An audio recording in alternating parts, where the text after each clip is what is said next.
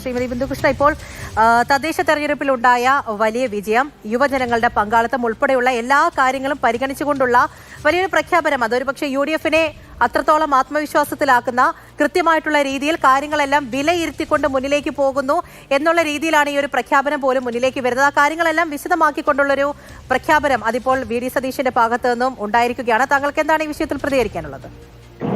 തീർച്ചയായും കേരളത്തിന്റെ മുന്നോട്ടുള്ള പ്രയാണം സംസ്ഥാനത്തെ വളരെ അവധാനതയോടുകൂടി നോക്കി കണ്ടുകൊണ്ട് കൃത്യമായ നിലപാടുകളുടെയും അതോടൊപ്പം വികസന പുരോഗമന സാമൂഹ്യക്ഷേമ കാഴ്ചപ്പാടുകളോടെയുമായി മുന്നോട്ട് പോകുന്നത്.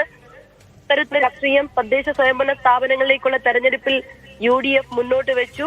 തുടർന്ന് വരുന്ന നിയമസഭാ തെരഞ്ഞെടുപ്പിലും ജനാഭിലാഷം മുൻനിർത്തി അത്തരത്തിൽ സംസ്ഥാന വികസനത്തിനും മുന്നേറ്റത്തിനും ഉതകുന്ന രീതിയിൽ മുന്നോട്ട് പോകുന്നതിന്റെ ഭാഗമായി തന്നെ പ്രിയപ്പെട്ട പ്രതിപക്ഷ നേതാവ് ശ്രീ VD സതീശൻ അത്തരത്തിലുള്ള നിലപാടുകൾ മുന്നോട്ട് വെച്ചിരിക്കുന്നത് നമ്മുടെ നാടിന്റെ മാറ്റം, അതോടൊപ്പം അഴിമതി ഭരണത്തിൽ നിന്നുള്ള മോചനം, സ്വജനപക്ഷപാതത്തിൽ നിന്നും ജനവിരുദ്ധ നയങ്ങളിൽ നിന്നും സാമൂഹ്യക്ഷേമ പദ്ധതികൾ അട്ടിമറിച്ചു നിന്നുള്ള മോചനം കേരളം ആഗ്രഹിക്കുന്നു. അതിന് നിന്നുകൊണ്ട് അല്ലെങ്കിൽ അതിന് നായകരായി നിന്നുകൊണ്ട് UDF മുന്നോട്ട് പോകും. അതിൽ ഏറ്റവും പ്രധാനപ്പെട്ടതാണ് സാമൂഹിക യാഥാർത്ഥ്യങ്ങൾ തിരിച്ചറിഞ്ഞുകൊണ്ട് യുവജനങ്ങൾക്കും സ്ത്രീകൾക്കും അടക്കം കൂടുതൽ പ്രാതിനിധ്യം ഉറപ്പാക്കിക്കൊണ്ടുള്ള പുതു കാഴ്ചപ്പാടോടുകൂടി ഒരു സംസ്ഥാന നേതൃത്വം അല്ലെങ്കിൽ സംസ്ഥാനത്തെ ജനാധിപത്യ രാഷ്ട്രീയ പ്രസ്ഥാനത്തിന്റെ മുന്നോട്ടുള്ള പോക്ക് എന്നതിന്റെ സൂചന കൂടിയാണത്.